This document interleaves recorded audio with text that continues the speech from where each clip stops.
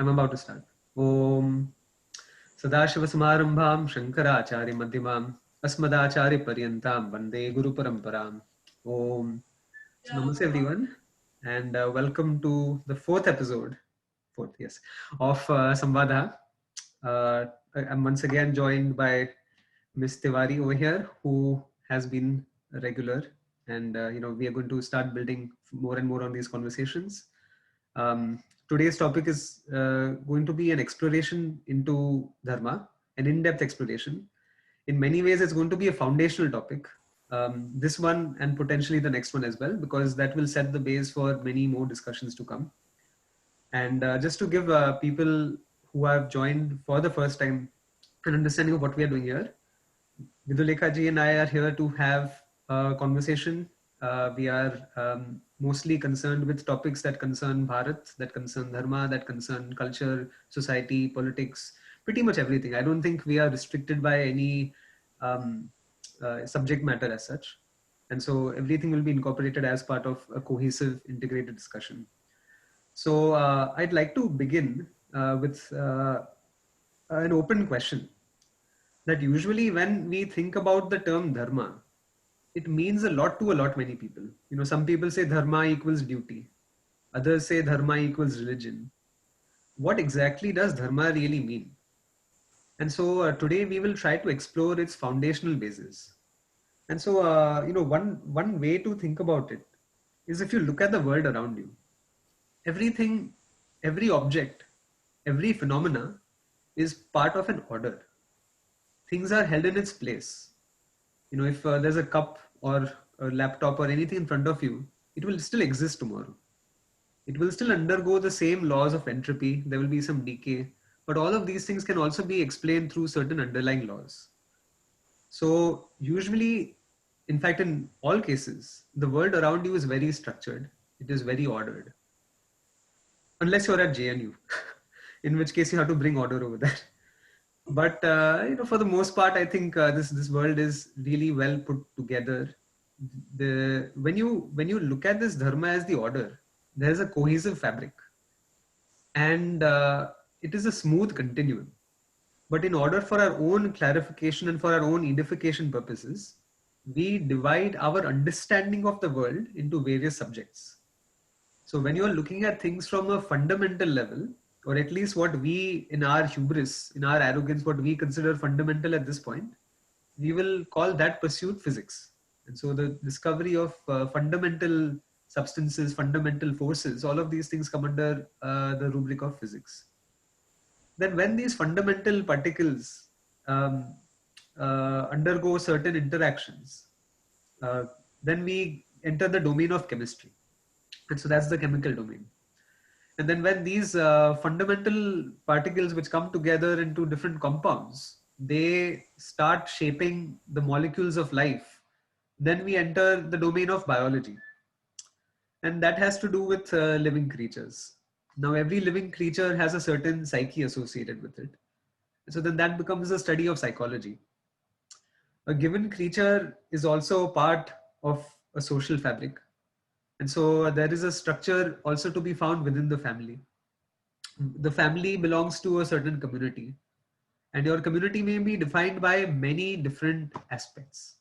For example, you might identify as a Gujarati or a Sindhi or a Bengali or whoever, and then that becomes one community. Another community would be based on your association with a Varna or a Gotra. That way, you have a community. Another community might be based on your hobby. You might be into photography, and so then you have a photography community. You have a photo club, and then there might be one that's based on your profession. You might have a group at your workplace. So then you have like different communities over here, and then communities form part of society. Societies form a set of, like, you basically have a species when you put all the societies together. Species form an ecosystem, and finally all the ecosystems put together gives you this grand chain of ecology. And so throughout this whole you can say continuum, though we have basically given ecology, biology, physics, chemistry, all of these things names, what's remarkable about it is that there is an order that pervades through all of it. It strings every single phenomena of the world together. And this is what we really mean when we say dharma.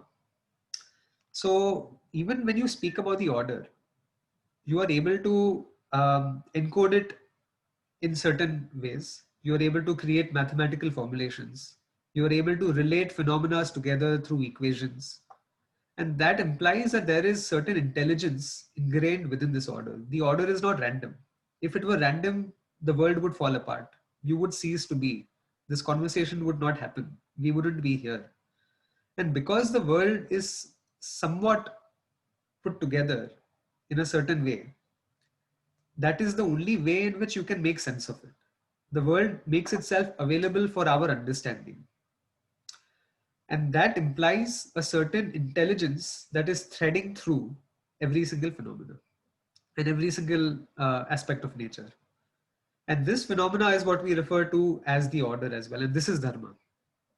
Now, we could go a little deeper, but when you think about the world, like let's say you have a pen over here. Now you give it a name. It's called a pen because it serves a certain purpose. But if you explore its constituencies and you break it apart, it's no longer a pen because it doesn't serve the purpose of a pen. So this is what we call in our shastras as nama rupa. It's a name and form. This is a shirt. From the standpoint of the person wearing it, it is a shirt. From the standpoint of somebody weaving it, it is fabric. From the standpoint of it going through the loom, it is yarn. From the standpoint of the molecules, it is carbon compounds. From the standpoint of atoms, it is individual carbon, oxygen, whatever it's made of, organic compounds. And then every time you reduce it to a different standpoint, it no longer is that thing that you used to call it earlier. From the standpoint of the carbon atoms in the shirt, it doesn't know what the hell a shirt is. There is no such thing as a shirt. And therefore, it can be very well argued. In fact, our Shastras do speak about this in great detail, that there is no such thing as an absolute truth as far as the Mithya Jagat goes. This does not mean that we fall into the same nasty postmodernist ideology that there are no subjective truths. It says that there are functional truths, and those functional truths hold good under certain circumstances. And when we look at it from a different vantage point, those functional truths get replaced by another set of functional truths. So it is not that the world is chaotic, it is a set of truth concepts that replace one after the other. So therefore, everything that you think about as material today is not really material, but it is only a name and form. And it's all reducible to something more substantive. And even this substantive truth ultimately finds its being into this in this order. That is dharma. So what we are trying to argue over here is that everything that is there in this phenomenal universe has its being in this order, which is the law, which is dharma, and that is also what we refer to as Ishvara. So dharma is a manifestation of Ishvara. And I have another, few things to state on this, but I thought I'll condense it all together and take a pause. And Vidulika ji, if you had. All right. So what I was thinking about on this file was initially you mentioned about how few people perceive dharma as duty. So at this point, I was thinking that isn't what you have been explaining about the order, the duty, and at the same time, the duty is not something which we are supposed to do actively, but the duty is something which is in the order and we are supposed to follow it passively. Is it's something like that, and at the same time means this concept can be understood when you are thinking in this way, but this becomes difficult when you are involved in human to human, this social complex fabric kind of thing. For example, a river is flowing. What we are supposed to do is not restrict its flow. That will be dharma, and you can perceive it in many ways. But should I kill an enemy or not? That becomes a complex scenario. At that point, it becomes very difficult to understand what should be done and what should not be done. What should be the natural course of actions which should be followed, and how exactly to understand what's the dharmic way out of such complex situations. Yes. So So that is that's a part two. question in part. And you know Yes. that you are speaking to somebody who understands things very well when they fill in the blanks, which is precisely what you did.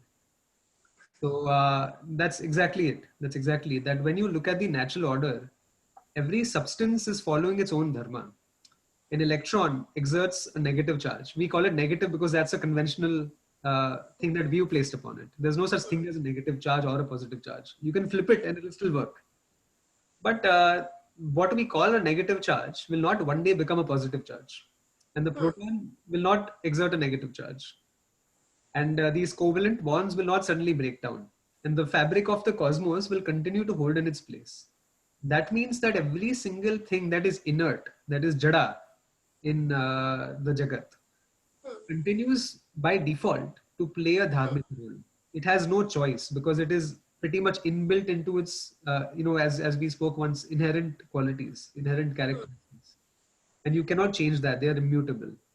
But when it comes, exactly as you said, when it comes to free willed creatures such as ourselves, we have to follow that order. We have to be in tune, in harmony, in synchronicity with dharma in order for the duty aspect to come into the picture. So Yes. therefore, if you go about certain criminal activities, if you go beat somebody up or steal something from someone or do some form of ahimsa that is not justified, then what you are doing is that you are going against a certain order. For example, if I say something nasty to a person, somebody may say, what have I disturbed? The world is still the way it is. Nothing has changed. The river still flows, the sun still shines, all of these things. But I have created a psychological disharmony in the person's mind. I have caused certain pida in that person, and that is going against the order. Then if I, create certain problems in society, JNU, if I, try to upheaval a certain system, if I try to break certain decorums, for example, if you are at a workplace, you can't show up in a swimsuit. It's not a beach. And so there's a decorum to be followed over there. And by doing that, it is not that the act itself is wrong. The fact that it is creating a disturbance in the order in other people's minds, it is confusing people that we have a boardroom meeting, the board of directors have assembled, and there's this guy coming in a bathing suit. It will distract everybody, right? It's not about being ethical or unethical, it's a distraction. And so then that becomes a dharma. And so every substance that is jada follows its dharma by default. But we, as individual members of society who have free will embedded within our construct, it is our duty to stay in tune with dharma. And dharma is the other side of the coin of karma. The actions I perform, because I'm a free willed creature, will give rise to a certain result. Now, if you are born in a certain family that follows the Vedika Dharma, Sanatana Dharma, what you call it, it is understood by default that there is something called karma. But people don't explain it very well. People usually say it in terms of do's and don'ts. ये करना पड़ेगा वो नहीं करो ये करो ये वो नहीं करो. It becomes commandment like. But if we introduce the idea that the actions I perform, it is not that the actions themselves are inherently good or bad. It is the impact that those actions have on the rest of the environment that determines the nature of the action. So, for example, my guru has a very interesting example. Ki, suppose you go up to somebody and you stab the person in the stomach with a knife. Is that dharmic or adharmic? And so he says that if you are saying that it's adharmic, consider this. The person has a serious infection in the bladder and he's on a surgeon's table. And the doctor is stabbing the surgical knife in the stomach to remove the infection. Now, suddenly, your whole perspective will change. The same action can hold two different consequences based on the context it's baked within. So, therefore, there are four ways in which you can receive a certain result. You can get exactly what you're looking for. You can get more than what you're looking for. You can get less than what you're looking for. And you can get the very opposite of what you were looking for. And all of these results, whether it is pap karma or punya karma, depends upon your interaction with the order. As long as you are harmonized with the order, it continues to generate punya karma. It continues to propel you towards growth. If you rub against the order, my Guruji says that it is like rubbing against, it's rubbing your bare back against the bark of a tree. It's not going to hurt the tree, it's going to hurt you at the end of the day because the action will have a consequence. So when we speak about all of these different laws, the laws of gravity determine the attractive forces between two massive objects. Anything that possesses mass will exert gravity on a different object. Anything that is, in the nucleus of an atom will be governed by the laws of the strong nuclear force. Nuclear decay will be the weak nuclear force. All of these forces are following a certain order, a certain pattern. They are immutable. And the reason we can put E equals mc square down as an equation implies that this will not change today, tomorrow, day after, or a million years from now. At the same time, if one is willing to accept and extend the understanding of the laws of causality, that can also explain very well the laws of karma, how karma is produced. Yes, so multiple mentions about JNU was making me think that means the way you explain that everything is subjective, like stabbing a knife in different circumstances can show different results. So that's a beautiful point, right? Like I will like to call it Hindu religion for certain reasons. So that's the beauty of Hinduism, that nothing here is in the form of do's and don'ts. Everything is subjective. Like some people argue that is eating non-vegetarian food dharmic or adharmic. So nowhere has it been mentioned that it is dharmic or adharmic in absolute sense. It has always been subjective. Suppose it is written that you should not kill cows in a certain smriti, then you should first know the context of that.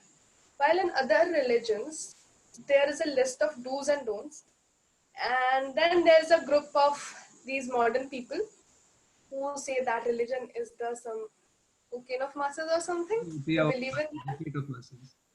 Okay, whatever, whatever madak padarth of masses. So yes, uh, when they say that we are not going to follow do's and don'ts because there is nothing like right and wrong. So they were on one extreme and they just flipped onto the another extreme. While ideally what should have been there is you should consciously uh, assess every single action and its impact on nature and society and actually universe, whatever exists in the universe. That's another point that you have no power over that. So means that's how we should be assessing things. But in day-to-day life, people have become so, I don't know how to express it. They just want a set of do's and don'ts, and then they start becoming frustrated of that, and then they start saying that no, now we are not going to follow it. Means we want it. You tell me what is right and wrong, and after some time you will say that we are not going to follow it. So my whole means what I always think about it is how to make a common man understand what dharma is.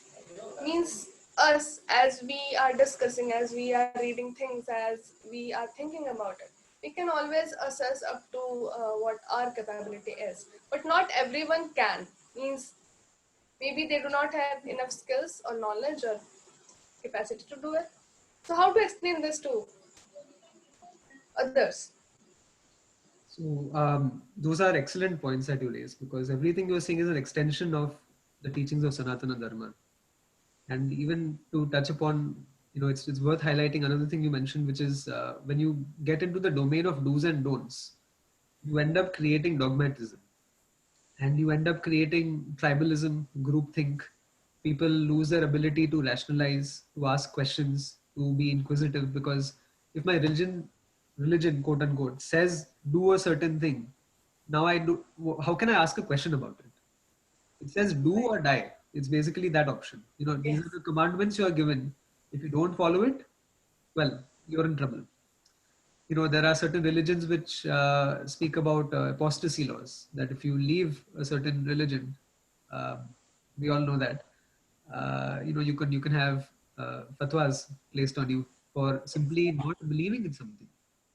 Whereas Sanatana Dharma never stressed on belief. We always stressed on something called inquiry. And the point you raise is that not everybody is capable, and it's understandable, and we understand that not everybody can rationalize, not everybody can have a deep inquiry into the laws to understand actions and consequences. So in some instances, you need to give a few do's and don'ts. By if you have a small child, the parent has a right to say, go brush your teeth. If you don't brush Right. your teeth, no dessert or whatever, something like that. But after a certain age, we have to grow up, and it is up to everybody to take that interest, because we opened our first episode with a statement from you that you are a very curious person by nature. And if we lose curiosity gives rise to questions. Questions give rise to answers. Answers give rise to knowledge. Right. We will always remain ignorant as long as we are not curious. So what are the things we can do to help stream this revolution of curiosity? What we are doing is one good way to do it, which is get people to inquire. But we would also put some onus upon parents that don't tell your children to do something just because you've heard it from your ancestors. Now, I am not uh, saying that you should reject it also because it has come, but ask questions. So this is what we call Shraddha. My teacher, based on the teachings of Shastra, there's something called Tattvabodha. That's a text. So it defines Shraddha as Dev, Guru, Shastra, Vakya, Vishwasaha. So what does this Vishwasaha mean now? It says you have Vishwas in the words of your Guru, in the words of Ishvara, in the words of the Shastra. We'll come back to that in much more detail when we speak about Pramana and Andhavishwas. But just to give a little bit of a hint, let's say you and I are connected, and I make a statement that seems very crazy to you at first glimpse. Hmm. But if you know me as a reliable person, you may give me the benefit of the doubt that it's possible I need to better understand what he means by that. Right. So rather than suspecting that person of saying something stupid or saying something inappropriate, you would try to be more patient and give it more time, and also ask questions around it. So these days, you have different scriptures. So people say, "Arey, arey, arey, see, your scriptures prescribe this and that. It is so bad." Wendy Doniker, right? So she's an Indologist. Rajiv Malhotra and others have spoken a lot about her. So she writes about the Bhagavad Gita. That Krishna, I'm paraphrasing. I'm not exactly quoting, but it's along the lines of Krishna is a very bad person because he is goading a non-violent Arjuna into fighting a war that he does not want to fight, and he is turning somebody non-violent into violent. Hmm. Now she doesn't know the context of dharma over here. That for 13 years in Vanvas, with the last year being in a incognito mode, so to speak, where nobody was supposed to identify him as Arjuna. 13 years, long, hard, you know, difficult years of his life in the forest. He sat with his astras and shastras. And every single day, he would chant mantra after mantra after mantra to make those astras more powerful. Every day of his life in the one, he wanted to defeat the Kauravas and he wanted to do justice. And Krishna Bhagavan understands Arjuna's psychology very well. He knows that this last moment fear, it is like a panic attack. This whole Right. Shad Yoga is a panic. It's really we all go through it. It could be before exams or it could be before some huge event. If you're a concert performer, you might panic if you see 100,000 people in front of you. this kind of stuff happens. And Arjuna panicked. And whatever a person says in panic is not to be taken very seriously, because you know that that is not who the person is. Hmm. So when Arjuna says that, यार, मुझे तो नहीं लड़ना, मुझे सन्यासी बनना है, मुझे वनवास में जाना है, ये करना है, वो करना है, मुझे भिक्षा लेना है लोगों के पास से, I want to put down my astras, all of this. Krishna says, अरे, you are a Kshatriya. You have to fight. So he starts with different approaches. So this is actually addressing your question, that how do we get people in the tune of this mindset? And Krishna Bhagavan tries 3 different approaches. First, he starts with a bang. Ashochan and Vasochasan Pragnavadam se bhashase gatasu nanu sochanti panditaha. That you speak like a person who is wise, but you actually are very behaving like an unwise person. You're not behaving like a pandita as a jnani. And then he unfolds this whole knowledge about Atma Vidya and whatnot. That goes bouncer on Arjuna because he's not prepared at that moment. Then Krishna moves from Adhyatmika level down to the Dharmic level. He says that, chalo, ye nahi chala, let's try one more approach. You are here for a certain reason. You are a Kshatriya. If you die fighting the war, you will attain Swarga. If you win during the war, after the war, you will attain the glories of the earth. Either way, it's a win-win situation because this is dharma, and dharma never comes with failure. Right. So therefore, Arjuna is a little convinced, but then that also doesn't work. Finally, he goes down to the Laukika perspective, the lower perspective. अरे तुमको लोग कायर बोलेंगे कि तुम तो भाग गए. And then my Guruji has a very different style. He says, Duryodhana will, like social media and mainstream media today, paid media. The paid media is always with the Adharmis. So what they will do, the reporters will come on the battlefield and then they will all report ki, Arey, look, Duryodhana came in front of the battlefield. Arjuna badas karke aaya. And Duryodhana came, he twirled his mustache like this. And Arjuna got very afraid and he ran away. And people will talk about, how big of a coward you are. When a few years back, when there were kids, the mothers used to say that one day you will grow up to be a great hero like Arjuna. So you should train and you should go to Gurukula and Pathshala and study with your guru and all of these things. Now everybody will say that, if you act like this, you'll become like Arjuna. If you remain a coward. So then he tries that perspective. He even calls him a claimium. He tries different perspectives. So as parents, as teachers, as members of society, we have to try different approaches. First, you say that, chalo bhai, this whole world is part of this great order. Understand what this order is. I have asked myself these questions so many times that it comes naturally at this point. When I see the world, there is no randomness around it. Everything has a purpose. There's a rhythm, there's a rhyme, there's a beat, there's a harmony. And this whole nature that is so harmonious begs to be understood. Understand me, it says. Because I am not different from you. I am your very extension. And when you start understanding more, you expand your horizons. You become larger than who you are. You're not a small individual between 5 and 6 feet. Okay, you're not confined to the periphery of the human body. You are a lot more than that.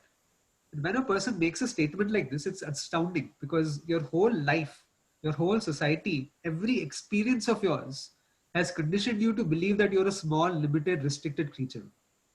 Whereas what Shastra is trying to tell you is you are the whole. You are the totality. You are not different from this whole cosmic phenomena. And that takes a little bit of inquiry, it takes a lot of imagination, and it also takes Shraddha. If educators start inculcating this approach in children, that when you ask a question, give the benefit of the doubt, allow the other person the dignity to complete what they have to say before you form a judgment, then they will find that one question leads to the next, so on and so forth.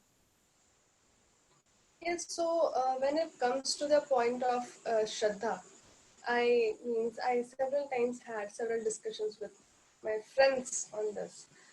Like, for example, I don't know the logic of something. For example, I don't know the logic of, suppose I don't know the logic of giving argya to the sun in morning.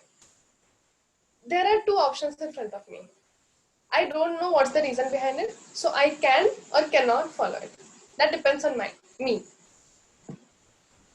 So the point is, I don't know why, means what is this attitude of rebellion among the people from my generation especially, that you don't know the logic behind it, so you will follow what others were telling you not to follow. Means if my mother was telling me that Roj Suraj ko jal do, I will choose not to do it instead of doing it. So that I don't know if that is ego involved there. But you see, giving arghe to sun and morning won't do any harm to you.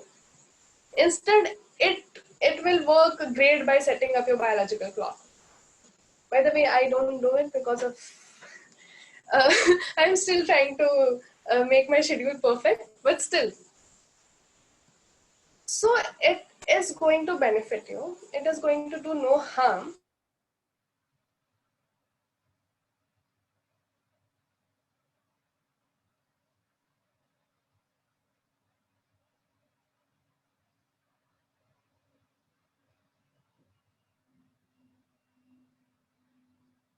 Where is this?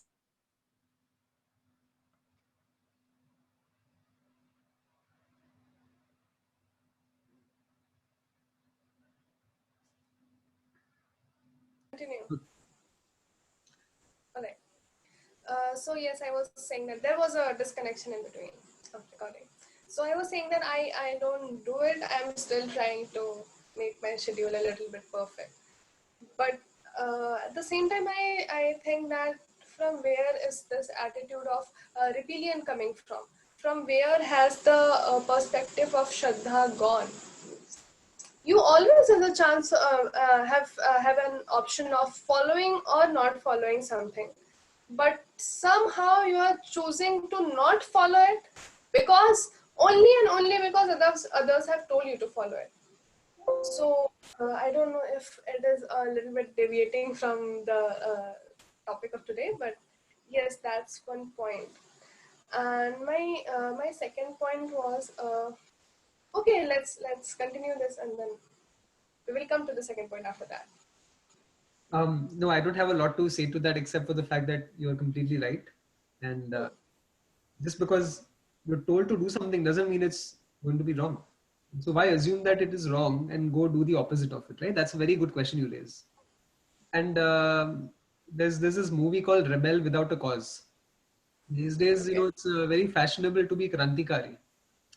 Whatever is said, uska ulta karo. Hmm. So, the government says, maintain certain social distancing norms. No, let's do the opposite. That's happening in the US, that's happening everywhere. I don't know, Bharat mein thoda, it might be a little better, but people are going crazy over here. So, we have to, where does this rebellious nature come from? It's good to be a little rebellious. I'm a very rebellious person. But I'm not a crazy on the street kind of krantikari types. I will rebel against ideas. I won't accept certain norms just because they have been established by society. I won't even go outright and reject them, but I will Right. try to reason it in my head before I form an opinion. Yes. But these days, people have this knee-jerk reaction that we must rebel, and we must, whatever our parents say. This is generation gap you talk about. So Mm. whatever comes from our parents, they are faltu people. They don't know. They are old fashioned. They don't even know how to use a computer. They barely know how to check their email. We are this, we are all into internet and connectivity and Twitter world, and we are so eloquent. In fact, it's true that we are. And at the same time, people forget that we don't know how to use a floppy disk.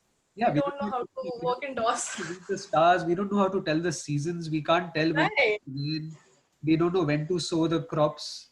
We don't know when to We cut. don't even know how to store our pulses in a box so that it doesn't get spoiled. We And, don't even know that. and I say these things as if I know it, and even I don't. Okay, and this is the state of our society, of our generation. In fact, to this point that you raise, there is something called I forget the term, but you have an electrical grid that's Mhm. running everything in our society. Look at how precarious we are. And I think we should have an entire discussion on the role of technology and society and how we need to prepare ourselves to see the future. In 1918 or something like that, about 100 plus years back, there was a huge solar burst. You Hmm. have these sunstorms and you have these magnetic fields, and when one of Yes. these basically go crazy, it sends a huge beam of protons and other alpha particles and all to the earth, and it disrupts your electric fields. Hmm. So the entire grid got really messed up in that period. It is predicted that if such a phenomena with the same intensity happens again, we'll be without electricity for like a month. Imagine how dependent we are today on gadgets and technology. We will die. People in the hospitals will not have ventilators, respirators will stop, your food supply will stop, your whole supply chain will be destroyed, frozen foods will go rotting, you will go hungry, there will be chaos, there will be anarchy, there will be looting, people will break into stores, they will steal food, and ultimately they will go hungry. The whole society can collapse in a few months. And you'll be back in, if you ever see these apocalyptic movies where everything is like flames and orange skies, that's not a very distant future unless we learn to be more self-sufficient. So Right. there's a group of people, it's called living off the grid.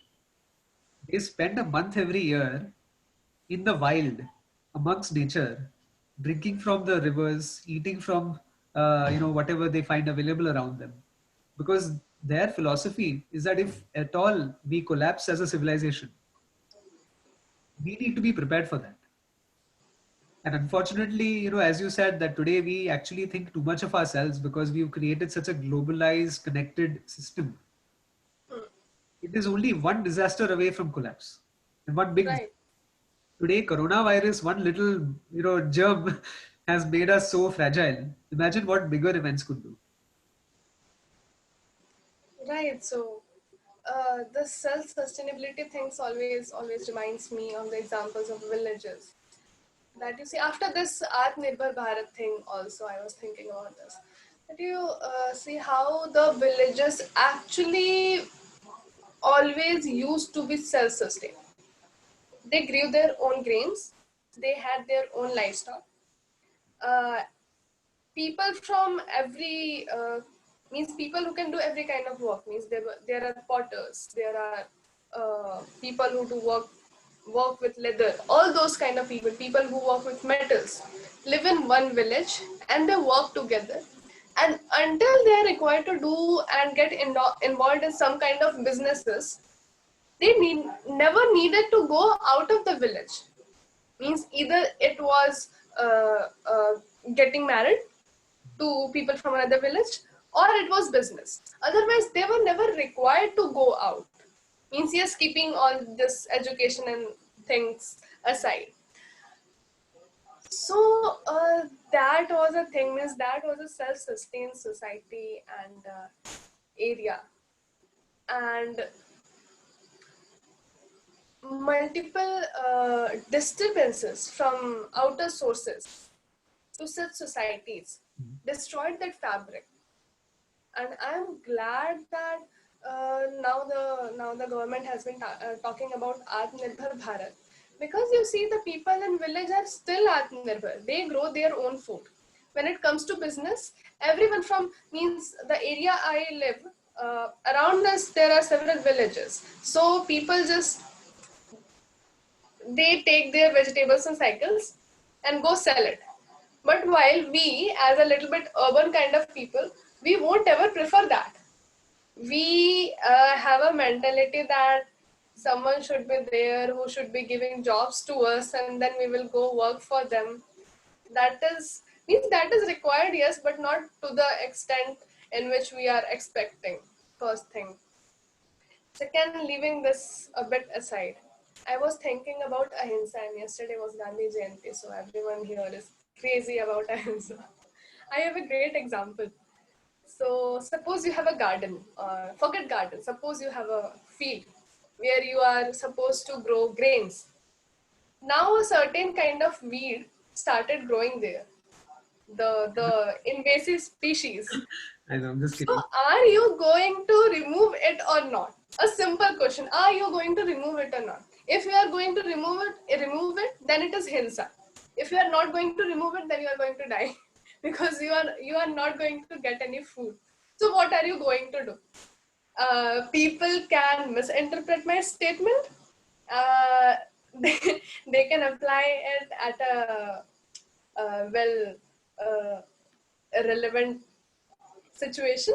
But that is the point. Means ahimsa and hinsa in itself are not dharmic or adharmic. This ahimsa parmo dharma is, I don't know, means I have read several things that no, it is not written some anywhere. Someone says no, it is written somewhere in some text. So I'm not sure about it. I'm not sure about it. But I don't think that ahimsa parmo dharma in itself is even real. It can be subjective. Yes, it is valid in a well-maintained society which is going on in order and there is no external influence to it. But you can't just do that. There's another example. Do these people who always talk about ahimsa eat antibiotics or not? Simple question. If you are eating antibiotics, then you are killing the bacteria. So are you going to kill the bacteria and millions of them, or are you going to kill yourself? So that comes back to the point of Mahabharata, that you are supposed to do what is good for the society and maximum number of people and maximum amount of time. So how I perceive it as that, yes, the explanation about the order was right, but how I perceive dharma is uh, do that thing which will maximize the positive effects, maximize in terms of number of people affected, and maximize in the amount of time till which it is going to affect others. For example, I may have tea now and maybe feel fresh and have long-term consequences of getting dependent on tea. Or else I may not have tea now and go walk somewhere. It may take half an hour of my time. But in long term, it is going to save much more than half an hour. So by not having tea, I am maximizing my good effects of my means. I am going to maximize the good health of myself. So that should be the dharma, right? So means that's what I have understood till now by thinking about it. So means this is a question that is it the right approach to understand it or not? It is a right approach. So let me let me try to remember where you started from. First of all, you spoke about a field where weed is growing. I just want to caution you a little bit that you might find some Bollywood celebrities there.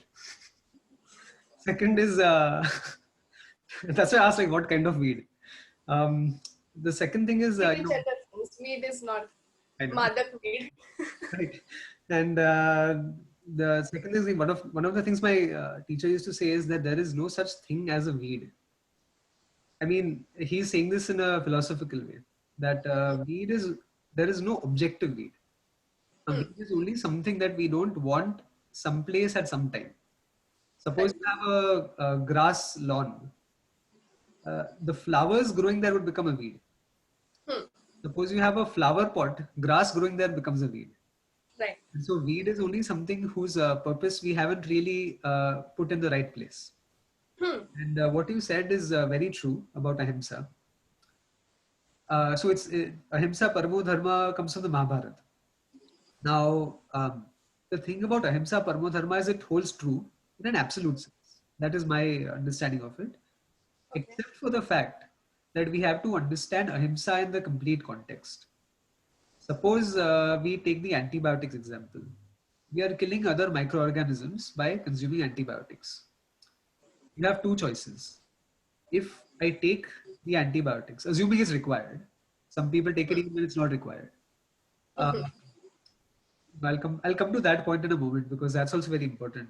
What actually happens is I work in the medical field, and we we have observed that certain doctors are prescribing antibiotics as a first line of defense for their patients. Happens a lot in India. It happens a lot. And what ends up happening is it creates antimicrobial Resistance. resistant bacteria and viruses. Hmm. It becomes very difficult to kill them. And they start spreading from ventilator to ventilator, so on and so forth. And it has actually created a huge mini epidemic of sorts in individual hospitals. But I'll come back to that in a moment. So suppose you take antibiotics. The choice is that let's assume the person lives or dies. The himsa over here would be to allow the person to die. The ahimsa would be to allow the person to live because that serves, as you put, the greater maximized good.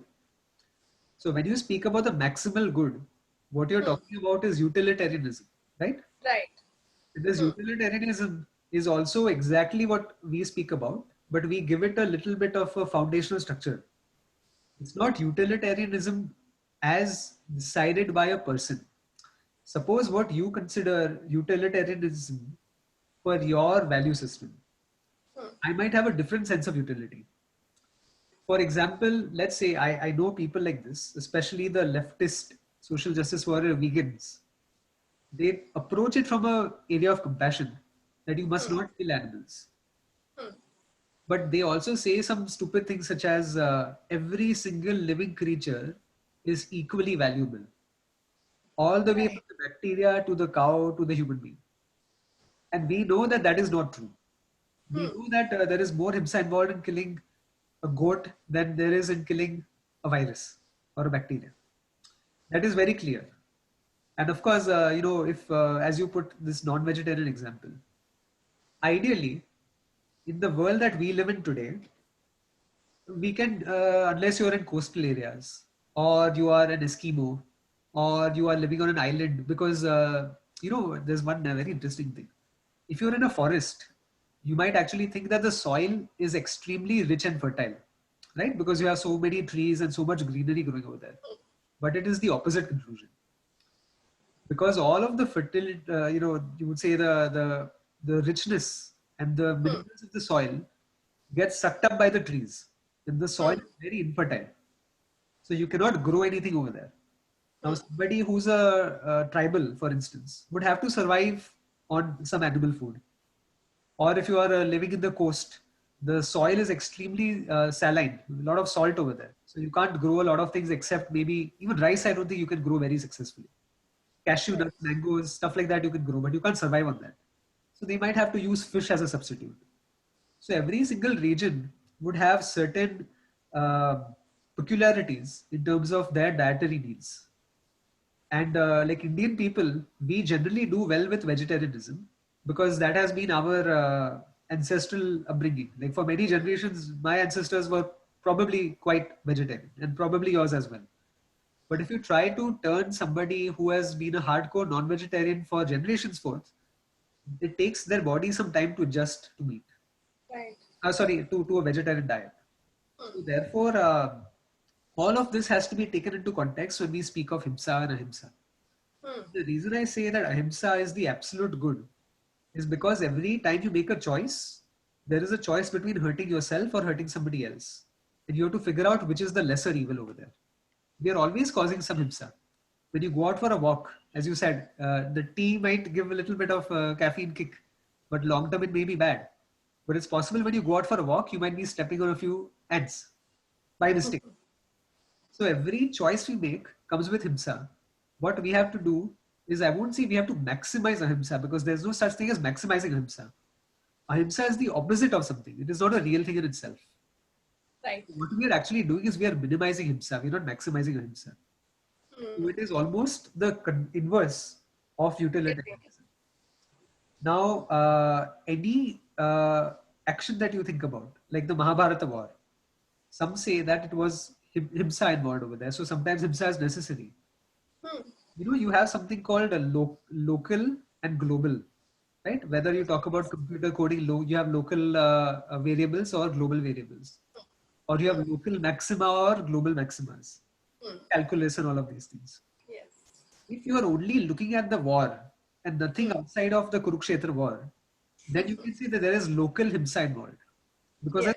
there's a lot of killing. But if you look at the whole context of Bharatvarsha, and not only the context of space, but the context of time, Hmm. then you see that if Duryodhana was a leader, Right. there would have been Exactly. so much more himsa involved over there. So this was Yes. like the surgeon's cutting into the body to do a little bit of himsa in order to create greater good. Hmm. So therefore, ahimsa paramo dharma always applies, provided you understand ahimsa as minimizing violence, not maximizing Agree. non-violence. Right. So yes, I got a lot of clarity on those points. Uh, can we just stop for a second? Yes. So now let's talk about duty and responsibilities, or Hmm. duty and rights. When we speak about the dharmic society, we cannot help but use the term duty. For example, the West is a rights-based society. It talks about my rights versus your rights, and it's always a struggle. But when I look at myself as a person who is out to fill a certain dharma, let's look at dharma in the context of the individual now. Hmm. There is something called Samanya Dharma. Samanya Dharma is common to every single person. My Samanya Dharma and your Samanya Dharma are identical, absolutely. You should not steal.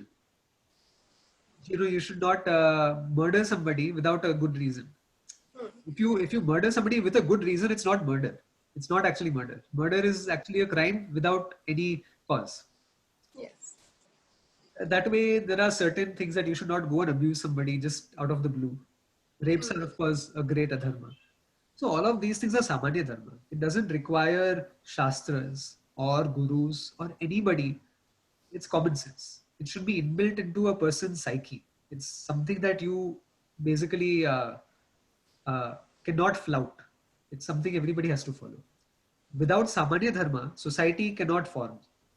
You need a common set of values in order for society to work. If suppose there is a society which accepts that rapes are a good thing, there's nothing wrong in it, or if somebody accepts that murder and stealing are good, that society will not last for long. It will be Hmm. destroyed within a week or a few weeks. So Samanya Dharma is common to everybody. Then you have something called Vishesha Dharma. My Vishesha Dharma would differ from yours. For example, you have certain dharmas associated with your gender. There are certain things I don't have to do because I'm not a woman. There are certain things you don't have to do, like shaving, because you're not a man. Right? So that way, our dharmas are also defined by our physical constitution. Our dharmas are defined even by our profession. For Hmm. example, I'm in the healthcare analytics and supply chain space. You're in urban planning. I can get away if I don't know much about civil engineering. I can't get away if I don't know much about medical field. Right. That way, we have our own samanya dharmas. When your samanya dharma and your vishesha dharma are put together, that is what you call swadharma. Hmm. My swadharma becomes a template for me to decide what my actions are. Now, for example, my dharma as a Gujarati is to speak Gujarati at home to keep my language alive. You have Hmm. no obligation to speak Gujarati. You might be Hmm. speaking Hindi at your place because that is your obligation. Same way, there are certain obligations we have towards our family, towards our culture, towards our society, towards our traditions, towards our country. Hmm. Now, what happens in a world where you start switching these obligations and looking upon them as wrong? Today, Right. it's become a bad word to say if you are nationalistic. But am I wrong for loving my nation, for having its best interest in my heart? Am I wrong for being a patriotic Hindu or a patriotic Indian? These are questions that we've begun to chip away at because the Samanya dharmas and Vishesh dharmas, people are confusing what they're supposed to be. Hmm.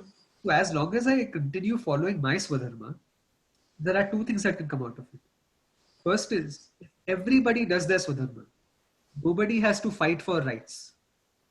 My right or my duty becomes your right. We agreed to meet today and to have a conversation. It was your right for me to show up. It was my duty to show up. You didn't see it as a right because you knew I would show up. Hmm. The moment you continue to do what you are supposed to do, nobody has to make demands of you. Right. The nation has a duty, or a nation has a right from you as a citizen, that you will go out and vote, or you will go out and be part of active politics, that you will have an opinion, that you will say things that are in the best interest of your country. Your employer has certain rights from you, that I expect that this person will show up to work tomorrow, unlike the Hmm. examples I have shared in the past. And when you fail to do your duty, the other person has to demand rights. And when a Right. person demands rights and you do your duty because of a pressure, you will not be happy doing it. Yes. If I say that, chal, I have to go to work because he's calling me and because he's paying me, or मेरे को करना पड़ेगा, this that, you will not be good at what you do, nor will you enjoy it. उसमें रस नहीं आएगा कुछ भी. But this duty-based approach is very unique to Bharat. And even today, not in our generation, unfortunately, we have lost it. But in our parents' generation, still when they used to go to work, what would they say? मैं duty पे जा रहा हूँ. Yes. That duty orientation is so important. Yes. So that brings me. Means I'm going to complete the whole circle in a nice way. So I was doing this small course on water conservation by UN, and they were nicely explaining in the first few chapters that how they have moved from needs based approach to right based approach in the context of water. Like earlier they used to say that water is the need of people and thus they should get it, and now they have moved towards that no, it is the right of people and thus they should get it. While reading it, I was the whole time I was thinking that it is neither the need nor the right. Yes, it is, but that is the secondary point. It is the responsibility of every single person in the society to ensure that others get water, and thus I should not waste it or I should utilize it efficiently. So move UN needs to move over that.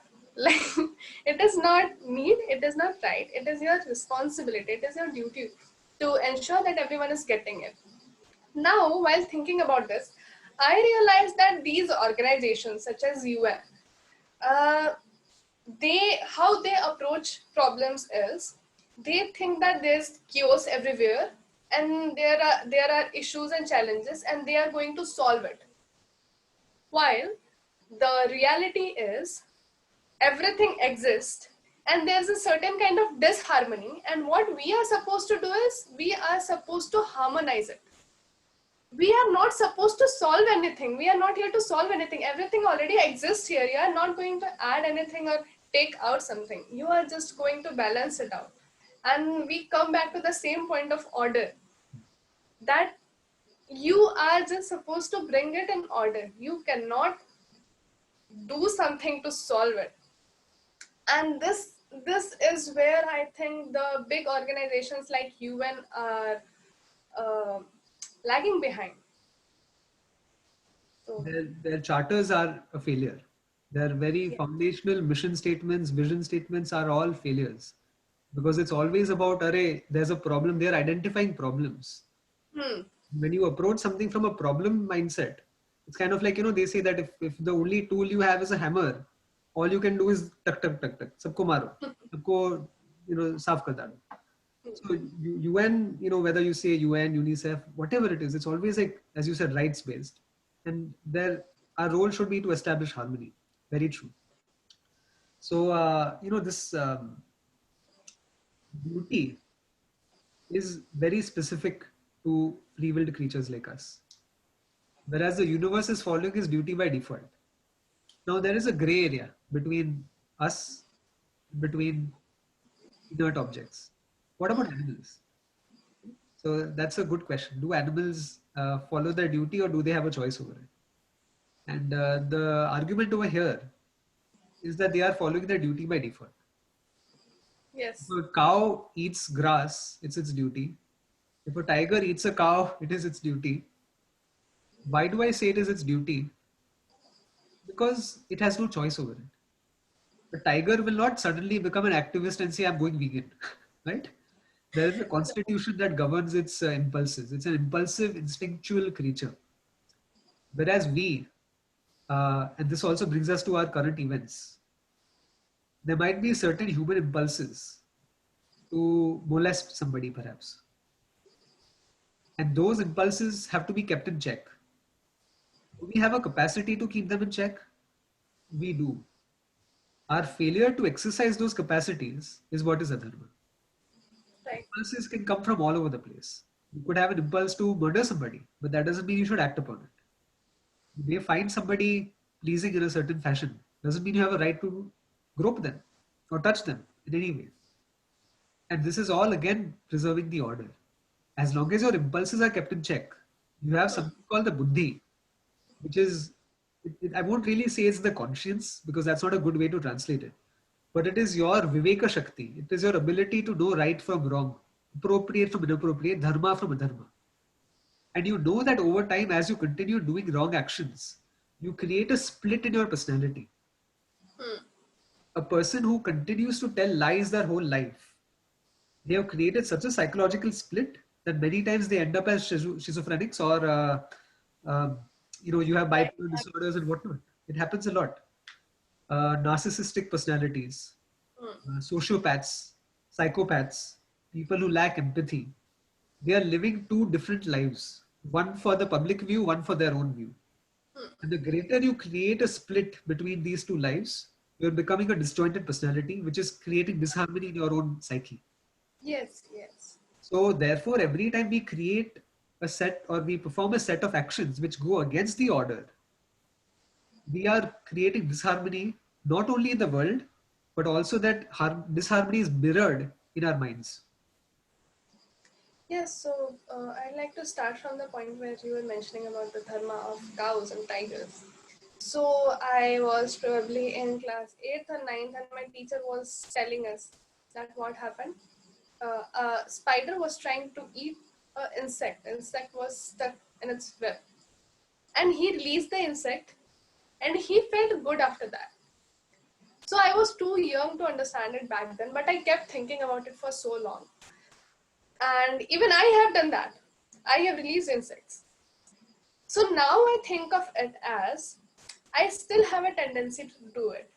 Because what my dharma says is, what my intrinsic property says is, no insect should die like that. But at the same time, what I am doing is I am imposing my dharma, or maybe I am confusing my dharma with the dharma of spider and the insect. So if I release the fly, then what is the spider going to eat?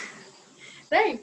So that is the dharma of that spider and that insect. That insect is supposed to get stuck if it is roaming around there, and that spider is supposed to eat the insect. The spider cannot eat something vegetarian. So, uh, that that also brings us a lot of confusion among people. Like this was a very small example how humans are trying to impose their empathetic nature onto other ecosystems. That becomes more and more confusing when it comes to human interactions. Uh, for example, I don't want to go to a party because maybe I don't get entertained by that. But my friends will say that you should come to a party because you have been studying whole day and this is how you should get distracted. So that is their way of releasing their stress and getting happy, but that is not my way. So such small things again come down to the perspective of dharma and actually swadharma.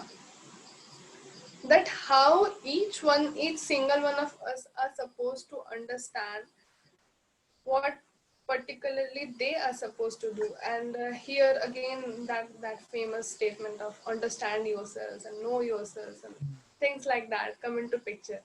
That know yourselves is not only about knowing what you like and what you don't like. Knowing yourselves is more about what you should do and what you should not do to keep yourselves working efficiently.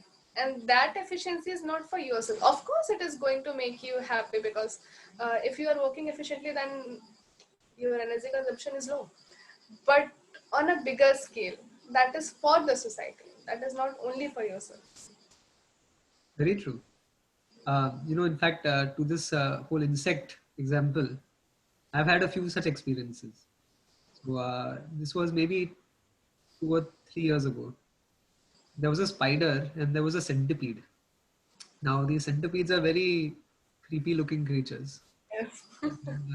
What happened is I once entered the restroom. The centipede was trying to escape, and what the spider was doing was, you have the basin, below the basin you have the stand. Hmm. So it kept going from basin to the wall to the basin to the wall, and tying the centipede's foot to the basin Hmm. of the man. And the Okay. centipede was struggling to escape, and the spider kept going back and forth and making it tighter and tighter. And every second that the centipede waits, it's going to get more and more tight because you'll have more webs trapping you. Hmm. Then I was very astounded because what I saw the centipede doing, it ripped its leg off and went away. It actually bit its leg off Okay. and escaped because it decided that my life is more important than my leg. And anyways, I have many more legs, so it's okay. So, I don't interfere when insects are doing their business, because as you very rightly put, it's not us to impose our empathy onto the natural order. Hmm. The centipede escapes, the spider may go hungry. There is a balance. They have in the insect world also, there's an ecosystem which you don't want Hmm. to disrupt. Now, sometimes what happens is we have an invasive species. They're called fire ants. Hmm. Somebody, for some reason, it came from South America, Yes. and it's very widespread where I live. These fire ants. So one fire ant bit me very badly last year, and it hurts. Okay, it's like somebody has shot you. I've read about it. Yeah, like the pain for 5 minutes, it's almost unbearable. So I was like jumping. I didn't know what it was. I thought maybe like a snake. There was a snake bite, or I didn't really know what it was. I just knew that there's a lot of pain. I need to quickly put some cold water on it. And then later I went to that same place and I saw that, array, there are so many fire ants. What do you do in this case? Because tomorrow my daughter could get bit. So sometimes you have to try to get rid of them, and I don't like doing it personally. Hmm. What Hmm. what I do instead is that I will dislodge their anthill so that they create a colony somewhere else away from the house. I will not kill them or anything, but I'll kind of like mess up their anthill so they know that this is not a safe place for us to stay. We need to go somewhere else. Hmm. Then there are other ant colonies, smaller ants, these black Hmm. ants. They can climb on you, they can walk on you. It's okay.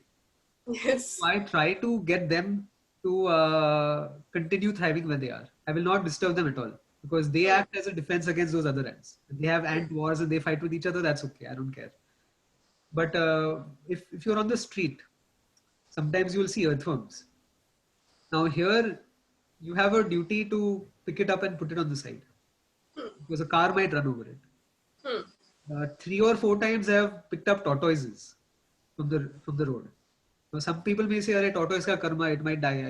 If you've ever seen a flattened tortoise by a car, it's very gruesome. It scares you when you I look. haven't seen it. It's like it hurts you. Like the whole shell gets flattened, their whole body gets flattened, and like you don't want to see that. You don't want it to go through that pain basically. So you pick it up, and whichever direction it's walking, make sure that you take it in the same direction because it will again turn back otherwise, which is very funny. So then, we have that duty, but when animals are interacting with other animals, don't interfere. When animals Hmm. come in the way of human beings, interfere. If you see somebody hunting for fun, go whack that guy. Give him one hard one on his face before he does any more damage. I'll tell you a story. Once I had gone to buy a car. So this was with my father, and we went to this car dealership. So inside, he took us to the office cabin to show us different models, understand what our preferences was, and so on. So behind this guy's desk, there was a head of a deer that was hung on the wall. So now there are many ways in which you can approach hunting. If it comes to eating non-vegetarian food from factory farming, hunting is better, relatively speaking. But I wanted to understand where that deer came from. So I asked him, "Is that real?" Sometimes it could just be a replica. He said, "Yeah, yeah." He was very proud of how he hunted the deer. Okay. I left. I decided not to give this guy my cash. because you clearly show some enjoyment and pleasure in hunting a creature. If you had simply shown me that, okay, maybe this was our way, we consume the deer meat because that is our ancestral way instead of factory farming, because factory farming is so cruel. I would have sympathized with that person that you are better off than the other people eating from McDonald's, relatively. Right. But Agree. if you're showing me so much, you're like popping your collar, ki dekho maine kya kiya, yeah, I hunted it. It was, no, that's wrong. That's sadism. And I don't want Agree. to fuel your sadism. That way, it's such a delicate balance. But what we find, that, to your point also, is every decision we make is a choice between dharma and adharma. And Agree. as long as you continue making dharmic choices, you live in balance, in harmony. And you feel very good about yourself, not in an egotistical way, but you feel at peace. That Right. shanti, Agree. that anandam, that sukha swarupam starts to shine through. Yes, so as you are talking about feeling good about yourself, so I was young, I was like in sixth or seventh class. I asked my father that why stealing is bad. Like people say that you should eat after doing some mehnat. Even the thief is doing some mehnat and probably more than what others would have done. Means he is climbing the walls, he is breaking up the lock, he is taking something. That is mehnat ki kamai. So that should ideally not be wrong if it is mehnat ki kamai, because people say mehnat ki kamai nahi chahiye. All right, fine. So he explained me that okay, first thing means for the first time what he explained me was that okay, you stole something. Now tell me, will you be happy with it, like stealing something, or will you be happy by getting that thing from doing something else which is not considered as bad? I thought that yes, right, I'll still work than stealing for getting that thing. Both involves mehnat, then why choose the rasta where mehnat seems wrong to myself? That was the first point. And after that, of course, the more logical points came in, that why should you harm others while trying to get your own food if you have other ways to do it? So yes, those are other logics which can justify the point. But as a child, that particular point, that will I be satisfied or not, was very interesting for me, because that time, for the first time, I thought in that way. So for a lot of years, I kept dealing with decisions in that way. That will I be happy with it or not? So I again approach dharma in this way as well. That if you are not mentally disturbed or something like that, then whatever makes you really happy must always be dharma. Means it is not about making you happy, it is about making you satisfied, because that is what the order is. And if you are doing anything against it, then energies are working against you as well, it is draining you as well. So again, I don't know how good it is a approach to understand or decide what we should do and what we shouldn't. But I think if our instincts are working perfectly, then that can be an approach. That is a good thumb rule. That usually it's something that you find jarring, something that disturbs you, something that goes against your good conscience. It's generally adharmic, generally, not always. But now here's a catch. We can say with some degree of confidence that you and I are decent people. We have that inclination to do seva, to do good, to be contributors to society. Hmm. In the army, it's very difficult to kill the first person. The first shot that you take of the enemy, that's the hardest. Hmm. It haunts you. You get nightmares for days that you kill some person, and every second, third, fourth, fifth, it keeps getting easier. Then it gets easier, and it hurts you lesser and lesser and lesser until the point where you're okay with it. So after a point, suppose you feel that this no longer affects me, I'm okay with these actions. That's how you have mafia and that's how you have criminals. Right.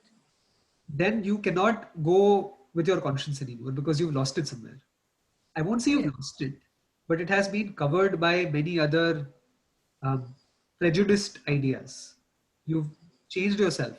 So here, the army person is not a normal social being, right? While he's performing the duty of army. So again, this uh, Vishesh Dharma thing comes in. So, but That, hmm, let's assume that you were a criminal. Let's assume that you've done chori ek bar hmm, because of some circumstances. hmm, And first time around you feel a little pinch कि ये यार नहीं करना चाहिए था मेरे को. Second time, you might get into the habit. In fact, that's how kleptomaniacs are formed.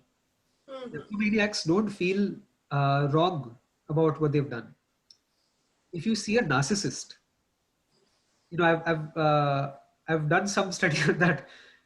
The first feature of a narcissist is that they don't have empathy. right, Psychopaths, criminals, serial killers, serial rapists, they don't have empathy at all. And they are part of society. hmm, Now, those are the extreme examples of society, but to a certain degree, many of us would also have certain tendencies that we go down, which hmm, we have become desensitized to. hmm, hmm, So, for example, suppose you see a person has, like we spoke about food and diet based on certain regions you live in. hmm, hmm, What if a person has no reason to kill an animal, but they still eat that animal only because of habit or right, because of certain family uh, values that are passed down for generations? hmm. Now, who is to determine whether that family value is right or wrong? Because every generation you have to reassess your values. Do they fit in? Agreed. So this actually happened with me as well. Not everyone in my family, but from my grandfather. Yes, my great grandfather was a purohit. So my grandfather was a lawyer. He became a little bit like modern kind of person. So yes, he starting eating non-vegetarian food, and that continued to the generation of my father. So my father was also involved in sports, and also at that time there was a big craze that if you are in sports, then you have to eat non-veg, otherwise you won't get enough protein. All those things were there. Yes. So I used to eat non-vegetarian food when I was young, and the people who have seen me at that time still tease me that Vitulekha eats nothing but chicken. Means give her a plate of chicken and she'll eat it, and the roti will be as it is. So I used to be that kind of person. But in 2008, what happened was my father made something, I don't remember exactly. He said that, okay, let's take a New Year resolution that we are not going to eat non-vegetarian food after this. I said, all right. So for the first couple of years, I followed it because it was a resolution. Afterwards, I said that, okay, you need protein, but I myself is not involved in such kind of activities which need so much of protein. So why should I eat it just because of taste? Like, I like the taste, but I won't eat it because I don't need the protein, and for that I won't for only the taste I am not going to let the animals be killed. So I'm telling this because I want to explain how the thought process grew over time. Right. So again, that was for like 3-4 years after that. That I don't want hinsa just for the sake of my taste. Okay, that happened. After some time, I realized that it's not only about hinsa and taste and protein. It is also about your health. That at certain point of time, like for 1 year, I used to explain people that okay, human system is meant to be a vegetarian. We are supposed to digest plant cells. So if you eat animal cells, then yes, it will get digested, but your digestive system has to work more, so you should not eat. It is not efficient to eat animals. Again, there was one scientific point of view. Over the time means the thought processes kept changing and things kept happening. Over the time, I realized that it is not at all about all of these things as priority.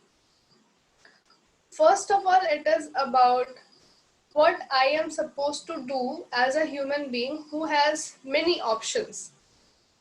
I have options to eat many things which are as tasty. I have options to eat many things which are not causing as much hinsa. I have options to eat much healthier things than that non-vegetarian option. So that's one point. And recently, in the past couple of years, I also realized that how the people living in coastal areas, as you mentioned, or who are living in polar areas, need to eat animals because, first point, they have nothing else to eat. Second point, the nature at any local level maintains its mineral contents. So a person from a mountain region may not be getting enough iodine. He needs to eat more salt. A person from a coastal area may not be getting certain things, for example, vitamin B complex or things like that, from the plants or other food supplements available there. He needs to eat fish for that. And that's the more sustainable option. Means, for example, if someone is exporting Loki from Madhya Pradesh to West Bengal, then it may, on the longer scale, cause more harm than eating the fish which is available right there. It may kill more birds and more species and things like that may happen. So, again, the point comes to that ahimsa, order, sustainability, all these things. That every perspective from which we are thinking is right. But ultimately, the point goes back to the order thing and maximizing the benefit thing. So, yes, means I have got this nice perspective of thinking in terms of order from the conversation. And I think one or two more discussions about the topic will bring us more stories so that we can understand how to make this applicable on ground in our day-to-day activities. Yeah, we've only just begun. So this was actually a very good discussion, and it was a primer to understand. It was a template on how to think and how to think dynamically. And one quick closing point, which is that if we leave it only to a person's subjective conscience, what is right and wrong, I am generally skeptical of people's ability to make right choices, because you could be clouded by ignorance, lack of judgment, lack of rationality, many problems. And so there is this order. And as long as you fine tune yourself back to the order, that becomes the standard of objectivity. The order is the objective truth. Just as you said, supply chains of transportation of Loki from one place to the other could create more disorder than fishing. It's possible. So as long as you're maximizing the order, you're automatically giving rise to harmony, you're reducing chaos, you're doing the right thing. At that point, you have separated the individual from the whole, because it's no longer your conscious decision. You're not deciding based on your tastes or your preferences or your subjective uh, value systems. It's always looking at the whole system. If you have a car and the fulcrum of the wheel stops doing its work, the car crashes. Same way, as members of society, communities, families, religions, traditions, nations, all of these things, if we stop playing our role in the order, we give rise to a steady collapse. So, it's very beautiful to be able to see it through this vision. And, I'm very glad to have this conversation. So we should continue. Next time, maybe we'll touch upon pramana Yes. and Shraddha and the Vishwas, all of these things. And looking forward to that. So, Om Purnamadav Purnamidam Purnaat Purnamudachyate Purnasya Purnamadaya Purnamevavashishyate Om Shanti Shanti Shanti Harihi Om Shri Gurubhyo Namaha Harihi Om